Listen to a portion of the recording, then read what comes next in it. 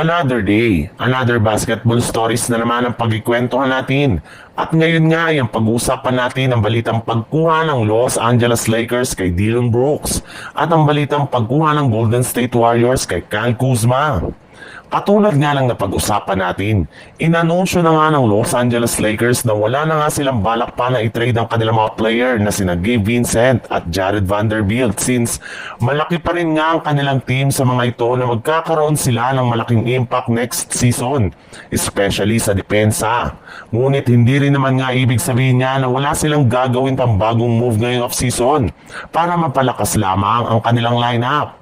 Sa katunayan, seryoso na nga daw pong kinokonsidera ng front office ng Lakers ang posibilidad na pag-trade nila sa kanilang sophomore na si Dalton Kenney. Ayon pa sa isang NBA insider, maaari nga daw nila itong gamitin bilang isang trade asset para makuha ang defensive specialist na si Dillon Brooks mula sa Phoenix Suns.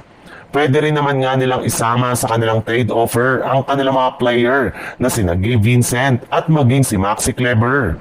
Mismong si Dillon Brooks na ang gusto na sumali sa isang contender na may mataas na tsansa na makakuha ng kampyonato kagaya na lang ng Los Angeles Lakers na isa sa mga interesado rin sa kanilang serbisyo.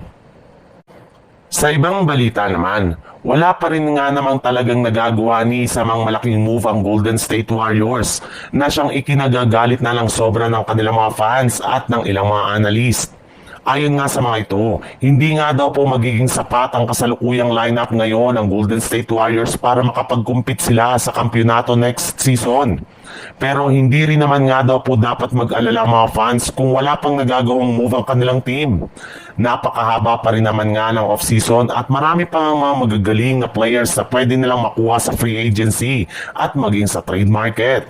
At isa nga sa mga malalaking pangalan na nakadikit sa kanila ngayon ay si Kyle Kuzma mula sa Milwaukee Bucks.